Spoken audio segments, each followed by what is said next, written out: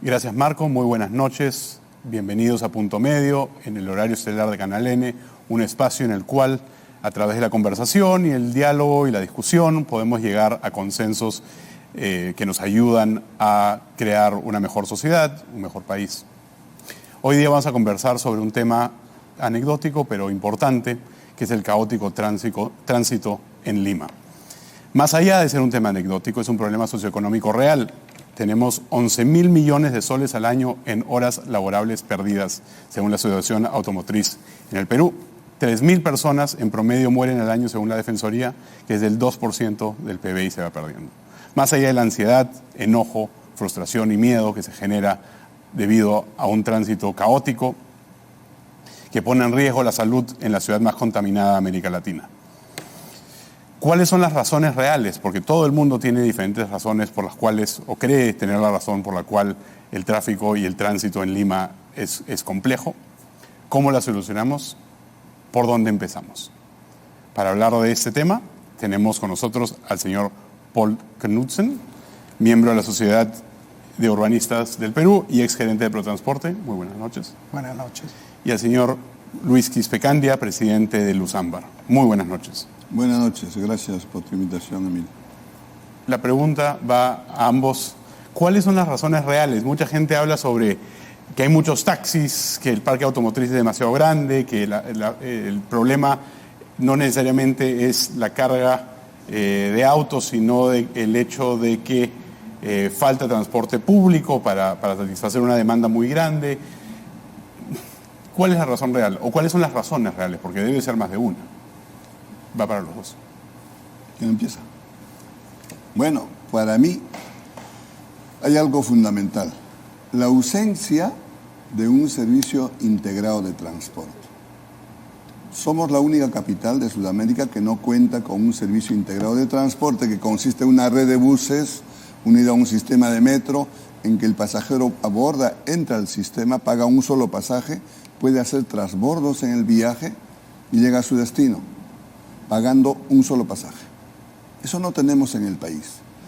Tenemos 24.000 combis y cúster, tenemos el sistema del metropolitano, es un BRT que apenas transporta el metro, el metropolitano y los corredores, hacen 1.200.000 viajes. De los 22 millones de viajes que hay en Lima, quiere decir que la gran mayoría utiliza combis y cúster que no cumplen los 4 propósitos fundamentales. El tiempo de viaje no se cumple, no hay frecuencia, no está establecida la frecuencia, no hay seguridad ni confort. Y el otro aspecto, adicionalmente a ello, es la falta de señalización, la falta de semaforización, las calles saturadas. La gran cantidad de colectivos que hay y taxis que hay es precisamente porque no tenemos un servicio integrado de transporte. Para mí es lo fundamental. Yo también quiero decir que quiero hacer un símil entre nuestro cuerpo humano y el transporte. Nuestro cuerpo, nosotros tenemos diferentes órganos, así como en la ciudad, también hay diferentes sectores de la ciudad, algunos son de servicios, algunos son de educación, otros son generadores de trabajo, otros son de residencia, así como nosotros, por ejemplo, tenemos nuestro cerebro, nuestro corazón, etc. Pero ¿qué une todo nuestro cuerpo? ¿Qué es lo que nos permite estar vivos? Nuestro sistema de circulación sanguínea. Yo lo que creo que uno de los problemas principales es que nuestro sistema de transporte está fragmentado. Entonces, al igual que si nuestro cuerpo nosotros fragmentáramos nuestro sistema de circulación, no podría tener un cuerpo sano. Entonces yo creo que el problema fundamental es del transporte y tránsito en la ciudad de Lima, es que es un sistema fragmentado. Igual como dijo el señor Quispe, hay una cantidad de elementos y por supuesto la integración de los diferentes sistemas nos ayudaría en ese camino. Por ejemplo, además de los problemas que él mencionó, por ejemplo, tenemos una flota de buses que tienen una antigüedad bastante grande en relación a otros países. En el caso de transporte público, mayor de 15 años, en el caso del transporte privado, mayor de 12 años. Entonces, ¿qué pasa? Tenemos autobuses que son altamente contaminantes y eso ocasiona problemas de salud. Así como usted mencionó, que se pierden miles de millones de horas hombre en la congestión, también perdemos vidas producto del alto nivel de contaminación. Lima es la ciudad más contaminada de Sudamérica, por las características geográficas y también por el tipo de combustible y por la edad de los vehículos. Todos esos elementos no nos ayudan a tener una mejor ciudad.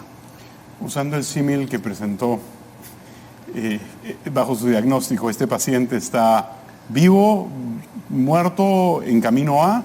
¿En qué estado está el paciente que tenemos actualmente? No quiero ser dramático, pero casi en terapia intensiva o cerca de ello.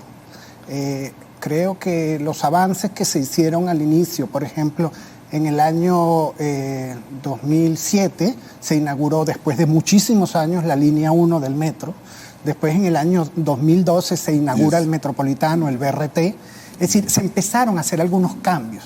Pero, por ejemplo, ahora tenemos la línea 2, que además es súper importante porque es la primer corredor de transporte público troncal de la ciudad en sentido este-oeste. Y resulta que no se inaugura todavía. Desde el año 2014 lo tenemos en construcción. ¿Por qué no se inaugura todavía? Porque el Estado ha demorado en liberar los espacios donde se están construyendo las estaciones.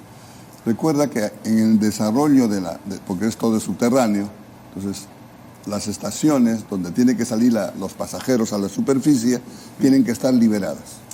Y esos espacios, hay 27 puntos que aún no han sido liberados. ¿De cuántos? 27 puntos, de los 36 creo que son en total. Es decir, la gran mayoría. Entonces, el gran problema está ahí, en el Estado. Adicionalmente a lo que refiere Paul, yo diría, para seguir en el comentario que pone, que estamos en cuidados intensivos, efectivamente. No estamos a un paso. Hay un estudio JICA que dice que en el año 2012 decía que en el Perú en el 2017, estábamos yendo la velocidad promedio era 20 kilómetros por hora. Y está proyectado que en el 2025 llegaremos a entre 7 y 10 kilómetros por hora, la velocidad promedio. Es decir, los vehículos de aquí a 2-3 años va a ser imposible que se puedan movilizar si no tenemos un servicio integrado de transporte. Voy a explicar un poquito más. ¿Por qué es importante el servicio integrado de transporte? Habiendo una red de buses, 14.000 buses se estima que debería haber, unido al sistema de metro, los pasajeros van a preferir viajar en ese bus porque el pasajero va a estar mucho más barato, porque la ley 30.900 que crea la ATU, la Autoridad de Transporte Urbano para Lima y Callao, establece el subsidio, algo que no existe hasta ahora.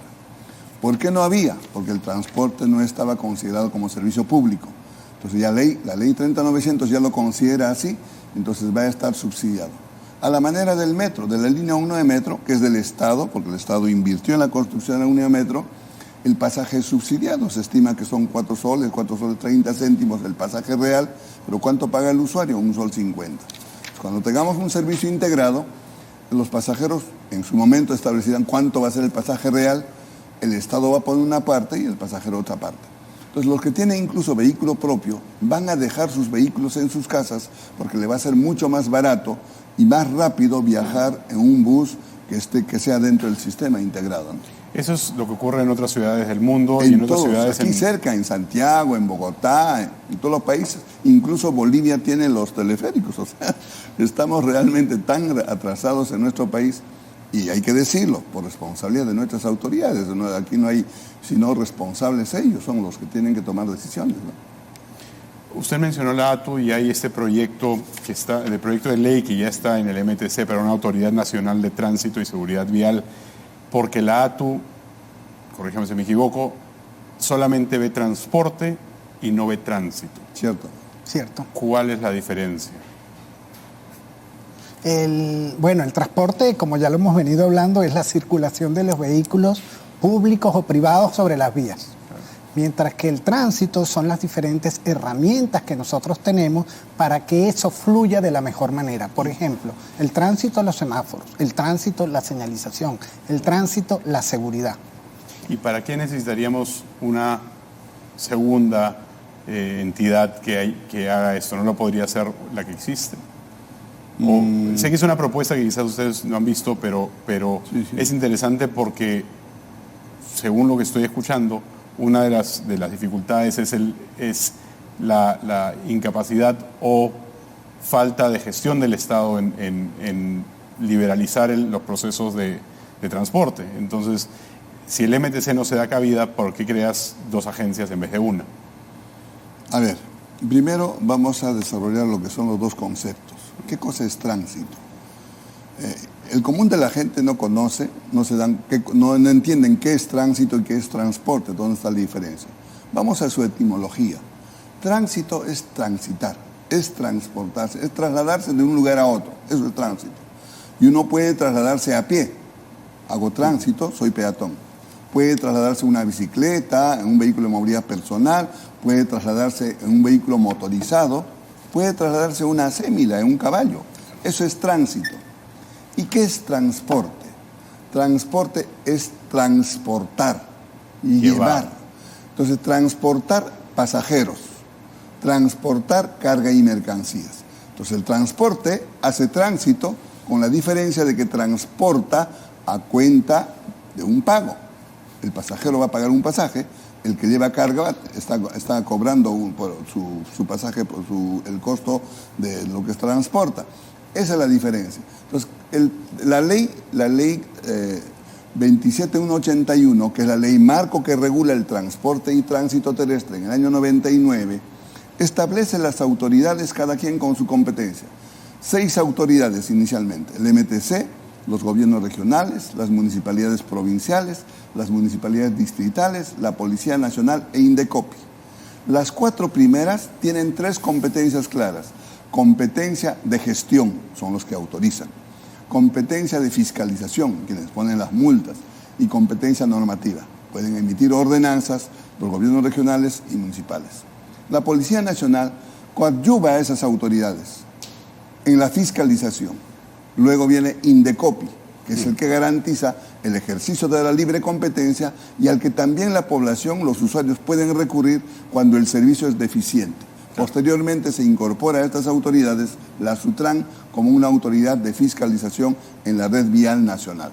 Entonces, el tránsito está a cargo de los municipios en todo el Perú, municipios provinciales.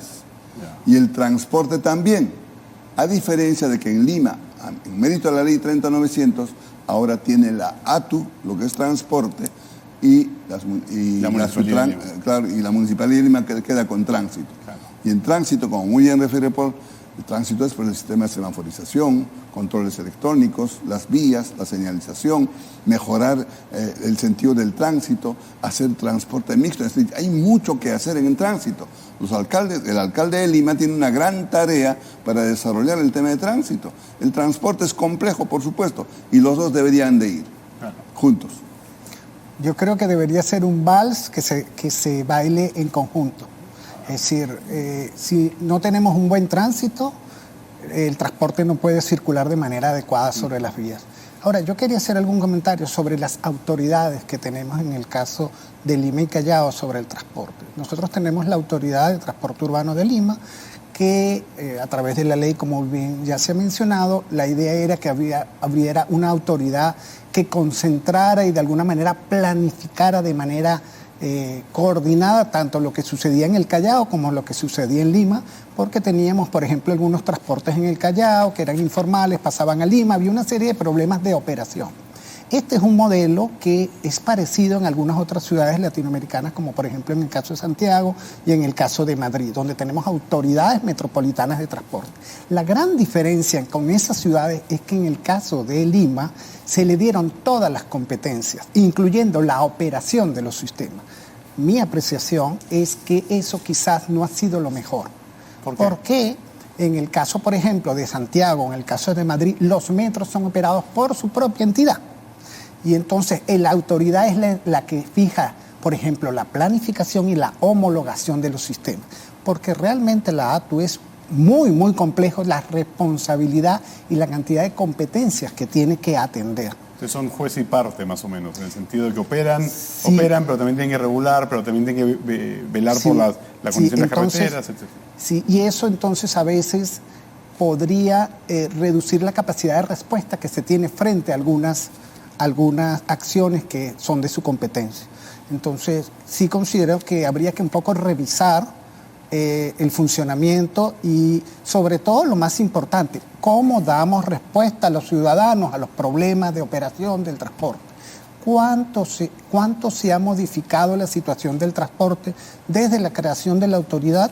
Habría que hacerse esa gran pregunta. No solo eso, sino que también el país ha pasado por un proceso de cambio de uso, en el sentido de que la pandemia ha generado de que la cantidad de personas que estén viajando se reduzca en ciertas áreas y en ciertas industrias, lo cual ha podido ser un momento para realmente hacer un análisis de la situación y ver si es que algunas acciones han podido cambiar. El proyecto de pico y placa que se implementó durante la gestión del alcalde Muñoz se puso en pausa durante la pandemia y creo que todavía ni se ha reactivado. Entonces, pero ¿se aprovechó el momento? ¿No se aprovechó el momento? Yo creo que no se aprovechó el momento de pensar un poco, porque el transporte disminuyó significativamente y no se generaron algunas acciones para que eso. En relación al pico y placa, en Bogotá están pensando seriamente si continúan con eso o no. Porque como muy bien dijo el señor Quispe, si nosotros tenemos un pico y placa, pero no le ofrecemos a los ciudadanos una forma de transportarse, ¿qué hace la persona? Compra autocarro. Porque no tiene la alternativa de transportarse con pico y placa. Claro. Esa es parte de mi opinión. Es un poco más complejo que eso, pero eso puede pasar. Eso puede pasar. El número de autos. Sí, a pesar de que la tenencia motorizada de Lima es baja en relación a otras ciudades. Nosotros tenemos algo así como 180 vehículos por cada 1.000 habitantes, cuando por ejemplo en Estados Unidos tienen casi 1.000 vehículos por habitante. Entonces, no es un tema de la tenencia vehicular, sino de cómo operan y cómo circulan los vehículos. Es verdad, claro, el pico y placa no es una solución en este momento. O sea, no sirve. Tiene que implementarse primero un sistema integrado, recién podría intentarse y mejorar, y como muy bien dice Paul, pues efectivamente en Bogotá, por ejemplo, van a retirar en México igual. El pico y placa no está funcionando como es debido. El problema, yo subrayaría, hemos hablado de la ATU. La ATU tiene la gran tarea de implementar este sistema integrado. ¿Qué hubo antes? Y esto es importante subrayar. La población hay que traer a memoria, especialmente a los jóvenes y los que están en el sistema de transporte. En la gestión del señor Andrade, él logra, él visita Bogotá a conocer el Transmilenio. Le pareció muy bien. Recordemos que el Transmilenio es una réplica de lo que ocurre en el transporte en Curitiba, en Brasil. Ahí donde se implementa el sistema integrado, el BRT. Andrade visita Bogotá y regresa encantado. Y había un grupo de transportistas de avanzada que estaban comprometidos en esta tarea de implementar un sistema integrado, y cuando no es reelegido el señor Andrade, asume Castañeda la alcaldía y él continúa con el proyecto de poner un BRT. Y cuando se inaugura en el 2010 el Metropolitano, eran 9 corredores segregados, o sea, 9 metropolitanos, por las troncales principales de Lima. Y cuando sucede la siguiente gestión municipal, cambia el sistema.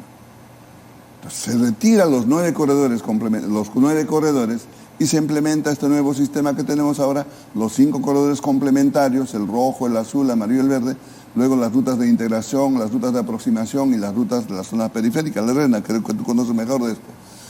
Personalmente, para mí, y creo que conmigo coinciden muchos, no debió hacerse el cambio. ¿Por qué? Sí, porque tendríamos en este momento 9 corredores a la manera del metropolitano y no estaríamos sufriendo lo que tenemos ahora. Lo que pasa es que ahí se cuestionó un poco, en vista de que era un sistema en el que se favoreció, entre comillas, a grandes empresas o capitales extranjeros, la gestión siguiente dijo, no, pobrecitos, el transporte urbano, hay que favorecer a los que manejan las combis, ellos que sigan trabajando. Como ahora mismo la ATU, lo que han conseguido con una ley es que se autorice por 5 años más a los dueños de las combis, a estas empresas afiliadoras, para que continúen operando. Está demostrado que en estos 30 años esas empresas jamás han crecido como empresa. Siguen siendo afiliadoras, no son propietarios de las unidades vehiculares. De las 285 empresas que hay en Lima, apenas 10 empresas han logrado ser propietarios de la flota vehicular. Los demás no son propietarios, son afiliadores. Entonces, como tal, no ofrecen ninguna garantía. Ellos no tienen crédito en el banco. No hay ninguna esperanza. Por eso la ley decía que era mediante licitación, mediante concurso. Pero ahora tiene la autorización, que es con esto, honestamente, me han invitado a revisar el reglamento a la ATU, supongo que estos días visitaré, si es que me siguen invitando, pero realmente el hecho de que tengan ahora la posibilidad de continuar por 5 años más y otros 5 años más será sempiterno de que tengamos combis y cúster en Lima, por lo menos. Sí, ese modelo comisionista afiliador es uno de los grandes problemas para la operación del transporte. ¿Por qué? Porque resulta que tú pagas un sol, 2 soles, y esos 2 soles se tienen que distribuir una cantidad de gente. Entre el que opera el bus, el datero, el que cobra, y además la unidad tampoco es de ellos, entonces le tienes que pagar al dueño, es decir, le tienes que pagar una cantidad de gente. Entonces, ¿qué es lo que pasa? Se generan deseconomías de escala. ¿En qué sentido? En el sentido que entonces esos 2 soles no alcanzan para cubrir los costos reales de la operación. Y por eso tenemos unidades que tienen 20 años, tenemos unidades que tienen unas llantas lisas que no cumplen con la seguridad, tenemos unidades que quizás no tienen extintores, tenemos unidades que no tienen primeros auxilios. Pero ahí saco también otra cosa, y es que hay un montón de gente y un montón de instituciones interesadas en mantener el status quo, porque obviamente el datero, el que alquila las combis, el que tiene las combis, el que limpia las combis, el conductor y toda la maquinaria atrás, hay un interés muy grande y me imagino que por eso hay un poder de lobbying grande, porque por algo pasan esas leyes. Bueno, sí, yo creo que hay que hacer 2 grandes acciones en ese sentido. Por un lado, comparto, como dice Quispe, que hay que formalizar el transporte.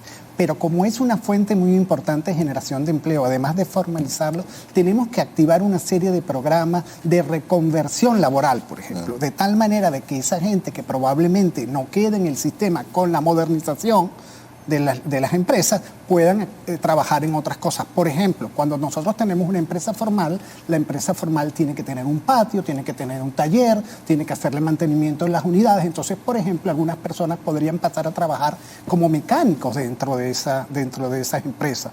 Entonces, yo creo que es muy importante todos los esfuerzos que se hagan para modernizar y formalizar el sistema de transporte. Pero ahí tenemos otra cosa, es que actualmente nuestro sistema de transporte no paga IGB. Cuando tú formalizas el transporte, ahí hay un tema tributario. Entonces, no es solamente un tema de operación, sino también que hay otras medidas complementarias legales que deben implementarse para que eso pueda funcionar. Y ahí también, igual como ya se mencionó, en todos los países del mundo el sistema de transporte funciona con subsidios. En el Perú, como no era un servicio de transporte público, era libre oferta y demanda. Claro. Entonces, eso es un punto también clave que debe desarrollarse. Claro, porque el transporte público que tenemos no es en gran parte transporte público, es un transporte privado masivo, en el sentido de que son empresas las que son dueñas y son las que hasta cierto punto determinan el valor del viaje y determinan el valor o sea, el sector público todavía no tiene un rol lo suficientemente como operador. Pero activo. El público es quien da la concesión. Es importante tomar en cuenta. El público da la concesión al privado para que opere. Y eso funciona muy bien en muchos países. Por ejemplo, en el caso de Brasil, en el caso de Colombia, en el caso de Chile, son concesionarios privados que manejan. Pero son buenas concesiones. ¿Cómo llegamos a una diferencia? Lo digo porque durante la semana hemos estado hablando sobre varios temas, hemos hablado sobre infraestructura, hemos hablado sobre la ley de contrataciones, y uno de los puntos a tocar en gran parte y que conecta como hilo conductor es la ley de contrataciones y la manera en la cual el Estado consigue concesiones o contrata con el privado. Entonces, ese es otro punto el cual se tiene que tocar, ¿no? La manera en cual las diferentes autoridades deciden, ok, esta es la persona que se va a encargar, este es el grupo que se va a encargar de manejar esta línea y esta línea. El ejemplo está en el Metropolitano. Ahí está el ejemplo y está funcionando. El Metropolitano son 4 consorcios. Cada consorcio está conformado por varias empresas. Las empresas de Combis y Custer participaron en la licitación. Ellos, de acuerdo a las bases, podían tener hasta el 51% de las acciones y el 49% de las acciones podían ser capital extranjero. Ya ha venido de Colombia, uno de España, uno de Argentina y están ahí. Aunque creo solamente ha quedado uno de ellos con un capital peruano, los demás parece que han venido. Lo cierto es que el modelo está ahí. Para hacer el transporte ordenado, tiene que haber gente que invierta en el transporte, que tenga la capacidad de comprar 2.000, 3.000 buses. La empresa, el dueño de esa empresa. Con esto no estamos marginando a los dueños de las Combis y Custer. Primero las empresas.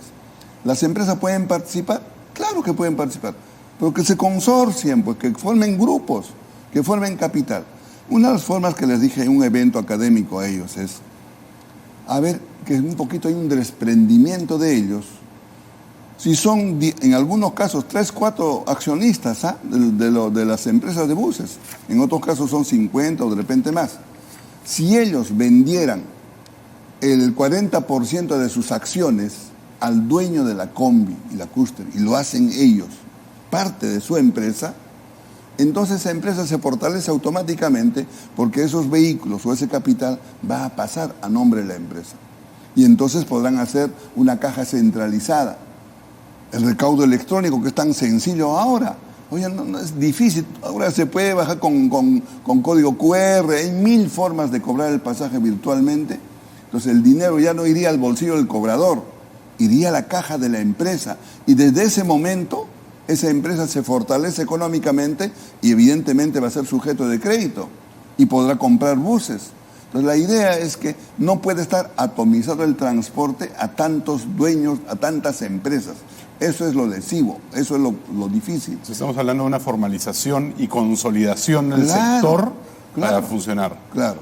Ahora, si eso fuera difícil, esto lo he dicho también en algún evento, incluso alguna reunión con las autoridades, yo creo que inclusive habría que cambiar la ley para que sea el Estado finalmente el que compre los buses, como funciona la línea 1 de metro. Pero por supuesto el Estado es mal administrador. Si el Estado compra los buses y lo entrega a una administración privada, la cosa puede funcionar. Y el Estado va a ganar dinero, ahí sí va a ganar dinero. Pero esa es la misma flota de buses que estamos hablando de que está desactualizada, que está... No, todo tiene que ser 0 kilómetros. Buses eléctricos, buses, claro. Por supuesto, y eléctricos además. No sé si están... Bueno, yo creo que hay que dejar el negocio al privado porque el privado lo sabe hacer bien. Lo que sí el Estado debe generar las condiciones para que el negocio funcione de manera adecuada. Eso es lo ideal, ¿no? Por ejemplo, con normas claras, con homologación, por ejemplo. La ATU ha estado trabajando con el tema del bus patrol. Después, por ejemplo, un tema súper importante, interesante, es generar la promoción de vehículos públicos eléctricos que serían menos contaminantes y ver cuál es la factibilidad de desarrollarlo, pero hay que generar algunas condiciones que el Estado las debe generar para que el privado invierta. Incluyendo en el caso de vehículos eléctricos puntos de recarga que sean fáciles y accesibles, porque ahí falta la infraestructura. Y un tema de impuestos, es mucho más sencillo, de aduana, de importación. Hay un tema también de eso, no solamente el punto de recarga, sino también... ¿Cómo de aduana y de recarga? ¿En qué sí, sentido? porque tienes impuestos para la importación de los vehículos, ¿no? Entonces, en algunos países lo que se ha hecho es que se han bajado los aranceles para permitir la importación de los vehículos. Es que en el Perú no se alienta todavía hasta ahora la importación o el uso de los vehículos eléctricos. Y yo también tengo un punto de vista en relación al modelo de concesión, no de concesión, de licitación del transporte público. Tenemos dos modelos que se han hecho en Lima, el caso del Metropolitano y el caso de la Línea 1. En ambos estaba dividido en dos grandes fases. Una primera fase, en ambos, de construcción del sistema, tanto el Metropolitano como en la Línea 1, con fuentes de cooperación internacional, le hace BID, Banco Mundial, etcétera, que costó tantos millones cada uno. Y después la operación se le dio a otra empresa. Yo creo que ese es el modelo que ha funcionado usualmente a nivel internacional. En la Línea 2, ¿qué es lo que ha pasado? Por hacerlo más sencillo, se dio todo el proceso. Se dio desde la construcción hasta la operación. Entonces, ahí hay unos sobrecostos que al final los termina pagando con retrasos de la obra, con problemas de material rodante, en el sentido que compraron el material rodante hace años y está ahorita volviéndose obsoleto porque pasan los años y no opera. Entonces yo creo que hay que revisar ese modelo, el modelo de cómo licitamos los sistemas. Por ejemplo, voy a poner un caso bien simple. Cuando el Estado construye un hospital, el Estado construye un hospital y contrata un constructor, claro, que construye el hospital. No contrata un médico, porque eso es otro negocio. El negocio de la operación del hospital debe estar a cargo de administradores, igualito en el transporte. Una cosa es la construcción, que hay empresas internacionales muy especializadas en hacer sistemas de muy alto nivel, y hay empresas especializadas en la operación. Entonces yo creo que es algo que hay que revisar. ¿Ah? Zapatero a sus zapatos. Así es. La línea 2 de metro, por ejemplo, ya desde principios del año pasado, tiene al 99% el tramo del Mercado Santa Anita hasta la vía de evitamiento. Está terminado. Todos los días los trenes están paseando por el subterráneo y están pidiendo que al Ministerio de Transportes que habiliten el sistema de recaudo. Y porque no hay cómo recaudar, no está sirviendo ese tramo a la población, que muy bien puede hacer interconexión en la vía de evitamiento. Ni siquiera ese tramo. O sea, en este momento la tuneladora ya está en Gamarra. Hay trenes que están funcionando, claro, y podrían funcionar, y que no hay nadie subiéndose porque no pueden cobrar. Porque no hay cómo cobrar. Porque el sistema de cobranza viene al final de todo el proceso. Bueno, o en alguna etapa, ¿no? En paralelo. Bueno, si ya está funcionando ese tramo. Cuando lo inauguran. Podría estar sirviendo, por supuesto. Y eso es responsabilidad del MTC. Es responsabilidad del MTC el no haber previsto y el sistema de recaudo. Ahora, cuando tengamos ya un sistema integrado, Dios no sé cuándo quedará, pero ya tengamos por lo menos las 2 líneas de trenes con un sistema de buses, tendrá que homogeneizarse todo el sistema de recaudo, todo el sistema. Porque ahorita los únicos que se benefician de ese tramo son los trabajadores del metro. No creo ni ellos, pero el tren sí tiene que circular. Claro. La tuneladora ya está en Gamarra, que es un empalme donde se va a unir con la línea 2 de metro, con la línea 1 de metro. Claro. Ya estaría uniéndose a la línea 2, a la línea 1 de metro. Pero el Estado, el MTC, bueno, con todos los problemas que ha tenido, por lo menos en este año y medio de la gestión gubernamental, pues la situación está muy complicada. Ahí tenemos otro tema complicado, es que la estación se llama 28 de julio, que no está en Gamarra ni está en la estación anterior. Entonces hay que construir una nueva estación que integre la línea 1 con la línea 2. Y ahí hay una discusión entre la línea 1 y la línea 2, quién va a cubrir el costo de construcción de esa nueva estación y, como bien dice Quispe, después cómo integramos los sistemas. Ahora, la integración de sistemas de recaudo es algo mundialmente conocido. Así como usted tiene bancos donde usted emite un cheque o ahorita lo tenemos con diferentes mecanismos que te permiten de manera digital poder hacer transferencias, poder hacer cobros. Igualito funciona un sistema de recaudo. Lo que tenemos que tener es 2 cosas fundamentales: una cámara de compensación y un sistema de software digital que te permita hacer la integración. Le hace las tarjetas, le hace las lectoras, le hace toda esa parte. Seguimos hablando de este tema que definitivamente está caliente aquí en Punto Medio después del corte comercial.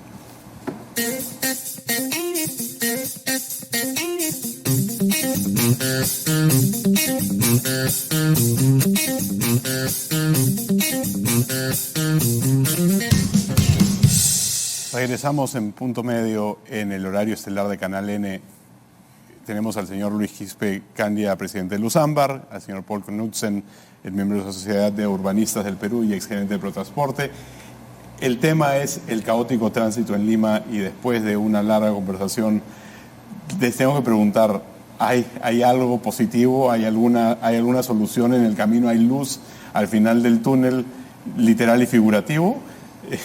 Porque hemos estado hablando de un montón de cosas y la cantidad de problemas y frenos y cuellos de botella, de nuevo literal y figurativo, son muchos, son varios, y la pregunta es ¿cómo la solucionamos? ¿Y hay algo bueno que sacar de todo esto? Yo diría que lo que hay que hacer es fortalecer a la ATU. O sea, la responsabilidad de implementar un servicio integrado es de la ATU. La ATU es quien tiene que resolver. A ver, tiene que mostrarnos qué ha avanzado en estos 4 años prácticamente y haga conocer a la población y diga a ver qué cosa ha avanzado. Paul mencionó algo de la ATU que tiene el problema mayúsculo. No solamente es el transporte urbano que está a cargo de la ATU, también tiene el transporte de taxi. Todas las modalidades de transporte están a cargo de la ATU. Eso se hace más complejo. Y peor aún, ahora también tiene a su cargo el transporte no motorizado, el de bicicletas. Está a cargo de las ciclovías. Eso sí me pareció un craso error. Yo no sé por qué el Ministerio de Transportes ha tenido que encomendarle a la ATU una tarea que es absolutamente municipal. Porque se le ha pasado así, simplemente pero las ciclovías queda a cargo de la municipalidad. Es tránsito, no es transporte. La bicicleta es tránsito. Y he dicho, transporte es transportar a costa de un pasaje. Entonces, no tiene por qué la ATU tener que la responsabilidad de implementar ciclovías, distraer su tiempo en ello, cuando eso debió dejar a la municipalidad. De modo que reitero, si la ATU nos muestra los esfuerzos que viene haciendo, probablemente tengamos la esperanza de tener alguna vez un servicio integrado de transporte. Si no, el pronóstico no es bueno. Han mencionado algo que me gusta mucho y me interesa. Mencionaste acerca de la pandemia. ¿Qué pasó? Ha pasado una cosa muy interesante, es que ahora tenemos una ciudad donde mucho más gente usa bicicleta.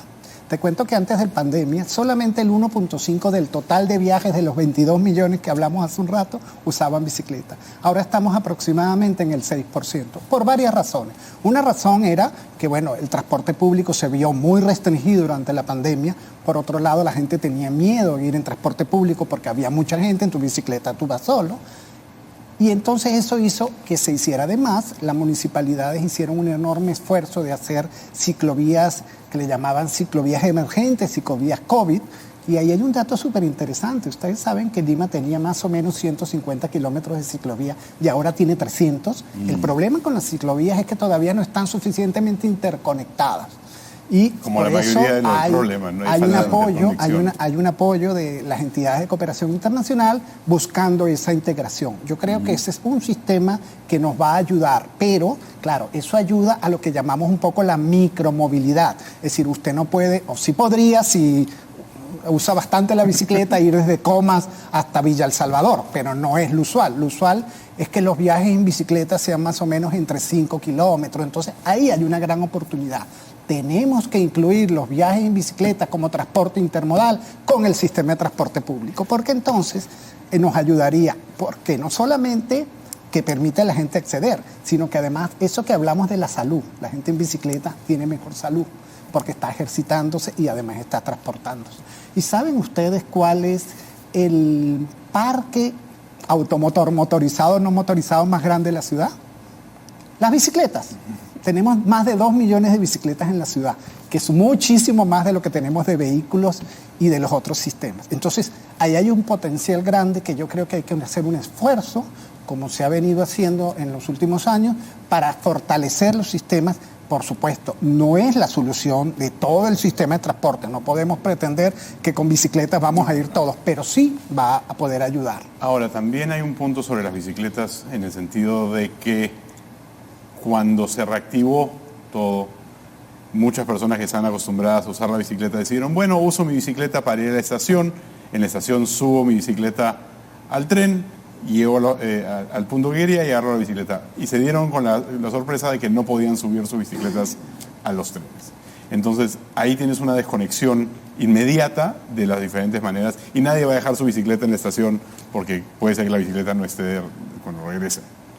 Tenemos un caso, en el caso metropolitano, tienes tanto en Mantelini como en El Naranjal, tenemos estacionamiento para bicicletas. Y ahí la gente deja sus bicicletas y es una buena conexión. Pero es cierto lo que tú dices, ya lo hemos hablado, la intermodalidad todavía entre la bicicleta y el transporte público no es suficiente. Y además, siendo responsabilidad de las municipalidades, hay un sistema en algunas municipalidades de Lima que son de préstamo de bicicleta y de viajes de punto a punto. La historia es de que una municipalidad, creo que la municipalidad de San Borja desarrolló muy bien.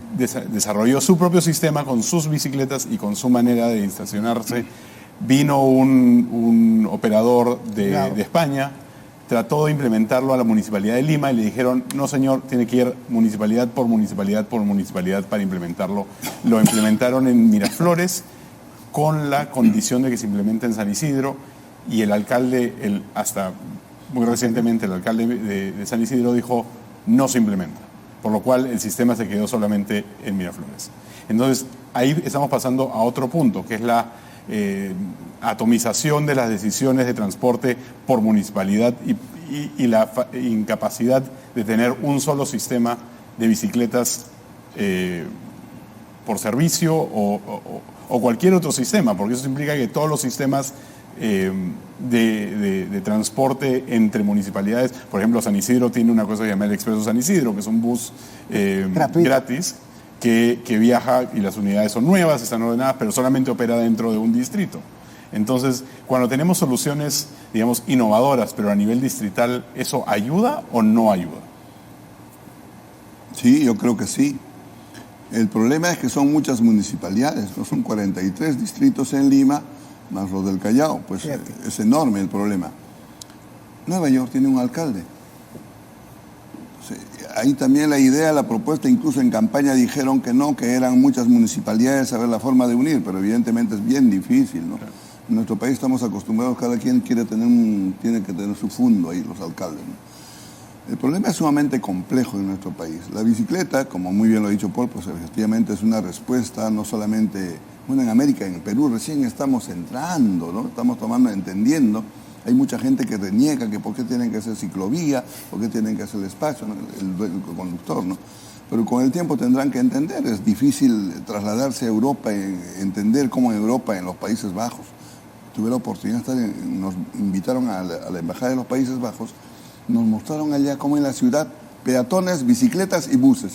No había vehículos particulares, contados. Entonces, llegar a eso es un sueño, ¿no?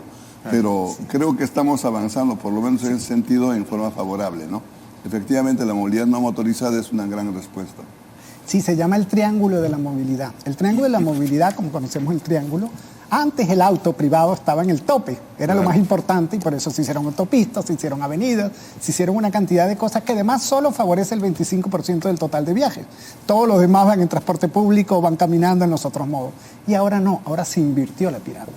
Quien va en el lugar más importante es el transporte no motorizado. Primero el peatón, ¿no? Peatonales como bicicletas, después transporte público y después transporte privado. Hemos tenido un montón de soluciones. Hablemos sobre por dónde empezamos después del corte y seguimos aquí en Punto Medio.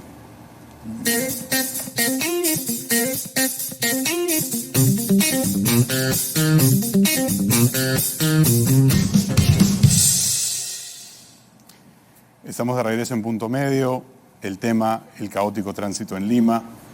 Luis Quispecandia, presidente de Luzambar, Paul Knudsen, miembro de la Sociedad de Urbanistas del Perú y exgerente de Protransporte. Estamos hablando de las luces en el camino y los caminos positivos. ¿Por dónde empezamos? ¿Cuál es el lugar en el cual tenemos que decir, aquí, este es el acción A, acción B, acción C, para realmente poder generar un cambio que beneficie a la población del corto plazo y quizás un mediano plazo? Porque la cosa está, como ustedes decían, el diagnóstico es malo, el paciente está a punto de morir. Yo quisiera, para ponernos en contexto, más o menos compararnos con otros países, un poquito para entender qué está pasando en nuestro país. Chile son 15, 16 millones de habitantes. Tienen 5 millones de vehículos y no hay la congestión que tenemos en Lima. España son 49, 50 millones de habitantes y tienen 35 millones de vehículos y no hay la congestión que tenemos en Lima. Lima, el Perú, somos 32 millones de habitantes y apenas tenemos 3 millones de vehículos y tenemos una enorme congestión. Ahí nos vemos graficado el grave problema. La Organización Mundial de la Salud, en el año 2017, y luego la empresa GPS TomTom, estas dos entidades han señalado a Lima como la ciudad más caótica del mundo, las tres más caóticas del mundo. Entonces el problema es grave, el problema es sumamente grave. Entonces, con esa realidad que terminamos la primera parte que hemos conversado, creo que evidentemente hay soluciones, pero reitero que todo parte como punto de partida la implementación del servicio integrado. Para eso, la ATU tendrá que tomar la decisión de convocar a licitación para empezar los buses que faltan a los 5 corredores complementarios. Los 5 corredores complementarios que actualmente tiene menos de 785 buses. Estamos hablando de los 5 corredores: corredor azul, el rojo, el morado, el verde. Esos 5 corredores, de acuerdo al proyecto, debería tener 5.000 buses y apenas tiene menos de 800. Pues una de las tareas urgentes que debería hacer la ATU, por ejemplo, es convocar a licitación esos 4.800 vehículos, buses que faltan, que es mucho más fácil de implementar. Otra medida que podía hacer la ATU, por ejemplo, que cuando se hizo cargo la ATU, uno de los comentarios que hice, pero finalmente ni me han hecho caso, el metropolitano, por ejemplo, tenemos de sur a norte, la población de Villa El Salvador, para ir al aeropuerto, tiene que tomar combis, cúster y de una forma ilegal. Igual los que vienen de Coyique. Si solamente de Tomás Valle se pusiera un alimentador al aeropuerto, y esto lo he conversado con 2 gerentes de los concesionarios del metropolitano, y están encantados, quieren hacerlo. Poner buses de Tomás Valle, Túpac Amaru y Tomás Valle al aeropuerto, un alimentador. Y tenemos la población del sur y del norte, puede ir al aeropuerto en un metropolitano. Pero es una decisión ya. Entonces, decisiones de esa naturaleza tiene que hacer la ATU. Igualmente, hubo un servicio, por ejemplo, de la estación central a Gamarra, que también es un punto de atracción importante. Ya no existe tampoco ese punto de atracción. ¿Por qué no existe? Que permitía conectar el metropolitano con la línea 1. Con la línea 1. Pero por algunas razones que no conocemos no se ha reactivado. Pero eso, por ejemplo, les quiero contar que ya existe una línea que te lleva al aeropuerto, que es la línea amarilla. La línea amarilla ya se extendió, que va por la Panamericana y puede llegar hasta el aeropuerto. Pero ¿cuánto tiempo ha pasado para que la ATU extienda esas rutas que ahora sí pueden operar en el Callao? Porque antes no podían operar porque eran concesiones solo de... Claro, era del Callao, era provincia distinta. Pero la línea amarilla pues no tiene nada que ver con el metropolitano. En cambio, si el metropolitano lleva su alimentador al aeropuerto, está atendiendo a la población de Villa El Salvador y todo el recorrido del norte. Y llegaría fácilmente al aeropuerto. No necesita ir con taxi del aeropuerto a Villa El Salvador. Toma el metropolitano y se va. Y eso reduce la carga de taxis y de autos privados que van al aeropuerto. Enorme Además, también servicio. tenemos un servicio privado que va a Miraflores, de buses, que ya otra vez se ha vuelto a implementar. Pero yo creo que haya también, adicionalmente, hay unas cosas claves, como por ejemplo, un muy buen sistema de sensibilización y educación vial. No podemos seguir haciendo las cosas de la misma manera para tener resultados diferentes. Tenemos que cambiar. Y una forma es educando a la gente en cómo se moviliza en la ciudad. Es decir, tenemos un conductor a todo nivel, hablo no solamente de vehículos, porque después se repiten a nivel de vehículos más pequeños, muy agresivo, donde no hay una consideración hacia el otro. Entonces no podemos, porque el espacio público es compartido, es de todos. Entonces todos tenemos que poner de nuestra parte para que funcione. Entonces yo creo, cuando hablamos de medidas que pueden ser a muy corto plazo, es una buena campaña de educación y sensibilización para mejorar la forma en que manejamos y mejorar también, porque eso nos ayudaría a disminuir los niveles de congestión. Tú ves los carros que caminan de izquierda a derecha por la vía cuando uno debería ir en un solo carril. Después, otra cosita que me parece importante es que el mercado va evolucionando y tenemos que estar muy atentos, por ejemplo, las aplicaciones. Actualmente tenemos todo un sistema de aplicaciones que te permite acceder a una cantidad de servicios, taxis, carpooling, transporte no motorizado, como hemos hablado. Entonces yo creo que de alguna manera hay que ordenar eso y ver cómo hacemos para promover. Y yo creo que eso también es fácil porque el sector privado de alguna manera está ayudando a eso. Sin embargo, una de las soluciones que hemos visto más recientemente y que no necesariamente es una positiva es el servicio de colectivo, o sea, el servicio de taxi colectivo en el cual van parando de punto a punto, que ha sido, si bien no promovido, pero aceptado por ciertos grupos y en el Congreso también. Entonces, que quizás es un punto de retroceso en la conversación. Eso es importante aclarar. ¿Por qué existe autocolectivo? El autocolectivo existe porque el transporte urbano es deficiente. Como el transporte tradicional, como hemos dicho ya, lleva más de 18 millones de pasajeros diarios, pues el pasajero que está en cualquier extremo de la ciudad está esperando a su combi. O viene lleno, o como viene parando en cada lugar, no lo va a llevar. Está al costo del autocolectivo. Toma el autocolectivo. Paga más, va sentado, pero va en autocolectivo. O sea, hay demanda de viaje en autocolectivo. Por eso tenemos un promedio de 300.000 taxis. Una parte de ellos hace autocolectivo todo el día, en todos los corredores.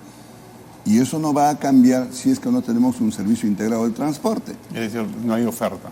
O sea, una mayor oferta es necesaria para eso. Así es. La única forma de que el autocolectivo va a desaparecer, si tuviera un sistema integrado, evidentemente la gente va a tomar el bus del sistema integrado, porque es más barato, porque lo va a llevar más rápido. Y porque va sentado. Y porque va sentado. En un espacio limpio. En un espacio limpio.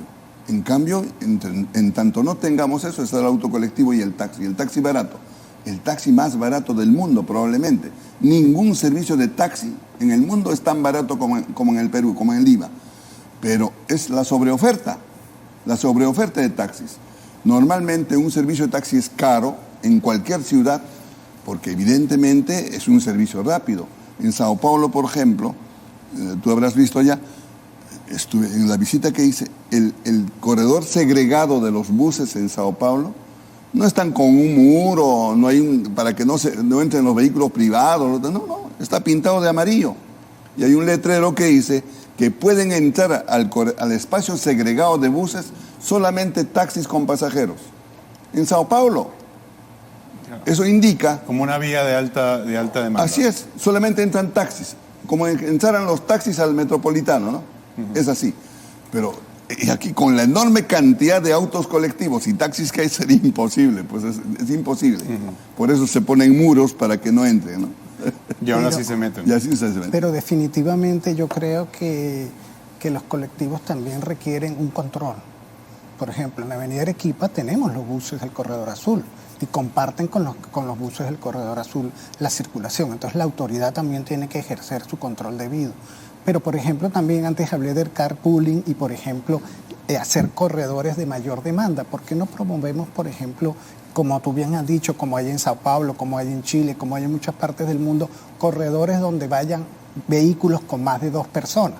De tal manera de incentivar, por ejemplo, yo todos los días voy en vehículo en la misma ruta, yo podría llevar un vecino, podría llevar una persona y vamos juntos. Y de tal manera ya no serían 2 vehículos en la vía, sino solo uno. Es decir, hay muchas cosas que podemos hacer. Es el carpooling, lo que está aplicando es el carpooling que hay en Chile. En Chile funciona muy bien. Claro. Es que en nuestro medio se complica todo porque ya se va a tomar como un auto colectivo, como un servicio irregular. Entonces la policía, la policía no, porque no es en competencia, los inspectores van a intervenir. Es complicado. Es complicado. Y si bien hemos sacado soluciones, consolidación, homologación, reducir los impuestos, bajar los aranceles, el fortalecimiento de la ATU, se nos ha acabado el tiempo. Les agradezco a ambos por una muy interesante conversación. Yo he sido Emil Cayó, a nombre de mis 2 invitados, nos despedimos.